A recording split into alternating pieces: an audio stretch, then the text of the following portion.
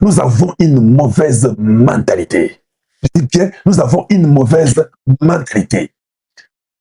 Nous soutenons les fainéants, nous sommes dans des coteries bizarres et nous réclamons que tout puisse être bien.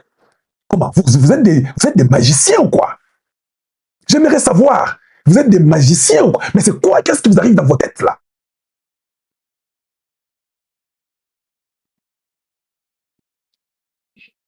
Moi, je reviens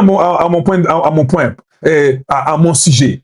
J'ai un intérêt, moi, quand je veux qu'on change la Constitution. Mon intérêt est que moi et mes enfants, nous ne puissions pas perdre jamais la terre que mon père et que mon grand-père et que nos aïeux nous ont laissée. C'est la terre de Tchiling. C'est l'intérêt ultime. Il n'y a aucun autre cadeau que mes aïeux, que mon père, que mes grands-parents m'ont laissé plus que la terre de Tchiling. Il n'y en a pas. Vous avez une terre? Je pose la question. Je parle des gens qui ont des terres. Je ne parle pas des Rwandais qui viennent chez vous, qui n'ont pas de terres au Congo, qui ont des terres chez eux. Je parle de vous qui avez des terres chez vous. Vous ne trouvez pas que c'est un intérêt ultime que vous devez vous battre à tout prix pour ça? Voilà la raison pour laquelle je veux qu'on change la Constitution du Congo. Parce que l'article 10 de la Constitution me fait perdre ma terre.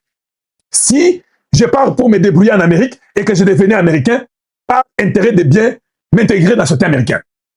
Donc, le pays de mes ancêtres n'est pas bien géré, il est mal géré, les conditions sont médiocres, universitaires comme humanitaires. Je pars ailleurs me débrouiller pour vivre. J'ai l'occasion de faire mieux si je suis américain que si je ne suis pas américain. Je deviens américain par intérêt pour que je puisse devenir ce que je veux devenir. Je rentre chez moi et me dis, oh, arrête là-bas. Ici, chez toi, tu n'as plus de terre. Tu dois d'abord acheter les visas pour rentrer chez toi et puis tu n'es plus congolais. Ta vie est terminée. Vous trouvez ça sérieux? Vous trouvez que je peux même laisser cette conscience-là même un jour de plus? Toi, tu viendrais me dire que non, tu sais qu'Allonger, tu sais qu'il va vouloir faire un troisième mandat. Alors, où est mon problème? Qu'il peut même faire 50 mandats. Si longtemps que moi, je retrouve ma terre, vous n'avez pas ce souci-là. Je parle à vous, les enfants du Grand Katanga, vous, les enfants du Grand Kasaï, vous, les enfants du Grand Kivu, du Grand Équateur, ou du Grand Bandundu, du Grand Kasaï, je ne sais pas, Congo central, ou les enfants du Grand, quand je parle Grand Kivu, même Manième est inclus, ou bien la province orientale. Vous n'avez pas de terre? La guerre que nous avons, c'est contre nos terres, non? À l'est de la République.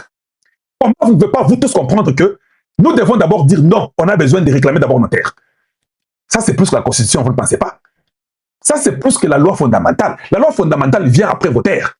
Vos terres, ils sont d'abord. Et puis la loi fondamentale vient après. Comment ça se passe? Et vous venez, oh non, ne touche pas ma Constitution. Stupide que tu y es, je m'excuse, permettez-moi les termes. Médiocre au carré. Tu n'as pas de terre. Tu n'as pas de terre et tu réclames que non, laissez, ne touchez pas.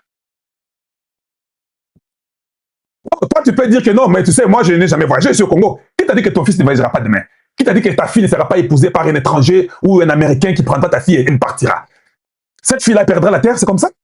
Vous ne pensez pas que vous avez l'intérêt ultime de protéger la terre pour vos enfants, pour que ceux qui viendront après eux puissent hériter ces mêmes terres que vous avez aussi héritées? Vous êtes des irresponsables. Vos parents vous laissent des terres, vos aïeux, vos grands-parents vous laissent des terres, et à votre tour, vous êtes comme des voyous. Un peuple voyou, vous vivez et vous n'avez même pas besoin, vous n'avez même pas les soucis de vos propres terres. Voilà l'intérêt que j'ai. Maintenant, je pose la question. Est-ce que mon intérêt là est au même niveau que Tshisekedi fasse un troisième mandat ou pas? Ou un quatrième mandat ou un cinquième mandat? Est-ce que c'est même dans mon cerveau là que Tshisekedi reste ou qu'il parte? Aussi longtemps que moi, on doit toucher et changer, remplacer pour que moi, je retrouve seulement d'abord ma terre.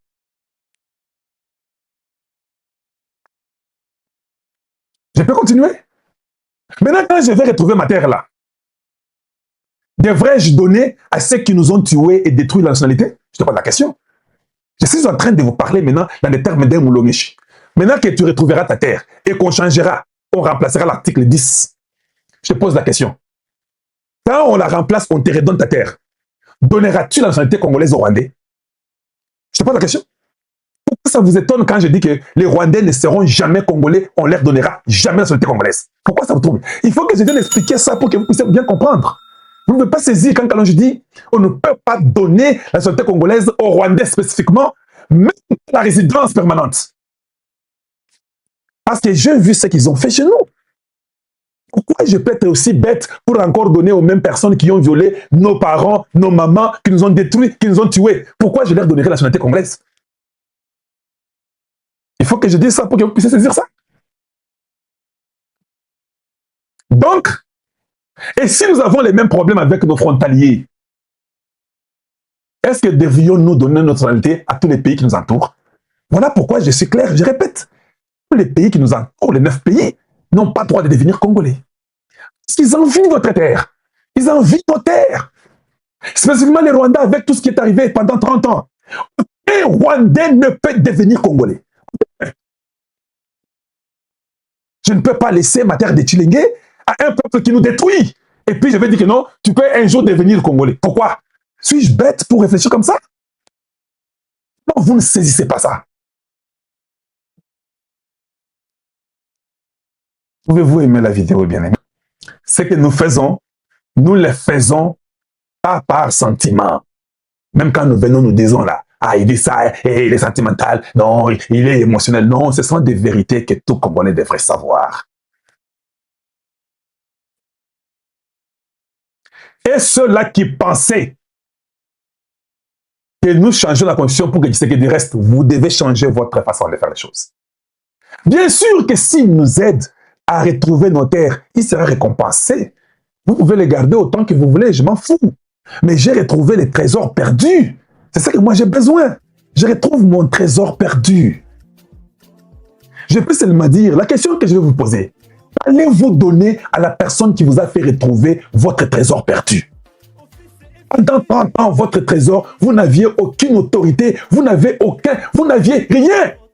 Un individu vient, il fait tout pour que vous puissiez recouvrer votre trésor perdu. Mon Pessini. Et j'ai pas fini. Je pas fini. C'est Moulongeshi. Tu sais ce qu'il a fait pour recouvrer votre trésor perdu? Il est parti chez les Américains. Leur dire que non, j'ai besoin de vous. Mon peuple a perdu sa terre. Mon peuple n'a plus rien. Nous sommes tués comme des mouches. Peux-tu venir intervenir pour moi? Oh non, tu sais, moi je ne peux pas venir, je suis aussi un pays, je suis aux États-Unis, j'ai aussi beaucoup de choses à faire. La Chine ici nous crée des problèmes, je dois réfléchir comment faire. Non, viens! La Chine te fait des problèmes. Oh non, pour que tu puisses transcender les problèmes de la Chine avec toi, viens, je te vendrai mes minéraux. Tu auras l'exclusivité d'acheter mes minéraux. Ah, toi tu as les minéraux? Oui, j'en ai de toutes les catégories. J'en ai toutes les catégories, j'en ai chez moi. Mais mon peuple a perdu sa terre, mon peuple a perdu ses intérêts et tout ce qu'il avait pour droit. Oh non, non, je vais venir, je vais vous aider. Je suis prêt, je vais vous aider. On signe quoi? Vous voulez la sécurité pour retrouver votre vie? Je vais faire ça, je vais vous la redonner. Mais moi aussi, vendez-moi vos minéraux. Oh mon Dieu, il n'a même pas donné gratuitement. Tu ne penses pas qu'il fallait qu'il donne ça gratuitement pour que nous puissions recouvrer notre liberté et notre vie? Non, bon, il comprend ça gratuitement. Avec un côté qui s'envoie pas na bango. Na côté qui s'envoie na Chine. Et les Américains viennent. En vous redonnant votre sécurité, ils se rendent compte que non, votre ancien président soutient ceux qui sont en train de violer vos mamans. Et les Américains disent que nous les sanctionnons. Il y a des Congolais qui disent que non, pourquoi vous avez sanctionné? Pourquoi vous avez sanctionné un Congolais? Est-ce que vous réfléchissez vraiment? Est-ce que vous réfléchissez vraiment? C'est clair, non? Est-ce qu'on a encore à dire là-dessus? Est-ce qu'on a encore à dire là-dessus? Voilà ce que les gens ne peuvent... C'est ça que même les gens comme les Mouya ne peuvent pas vous expliquer ça. Des termes simples que vous expliquez aux gens et puis les gens peuvent se dire. Mais nous avons des gens dans les regroupements politiques ne pleurent et ne jurent que sur les postes. Et ils n'ont même pas les soucis de ce qui arrive sur vous pendant 30 ans. Les gens qui n'ont aucune expertise, les gens qui n'ont rien à nous offrir, les gens qui sont finis, ils ont été dans l'administration congolaise pendant 30 ans. Je prends l'exemple de Bahati, permettez-moi. Je prends l'exemple de tous ces politiciens inutiles, les gens qui sont venus, qui n'ont plus rien à donner au Congo. Pourquoi Tshisekedi devrait leur donner des postes ministériels aujourd'hui et demain, aujourd'hui et demain? Pourquoi? Dites-nous un peu. Et commis, un jeu d'enfant que nous jouons, parce que tu es politicien, mais tu ne peux plus produire.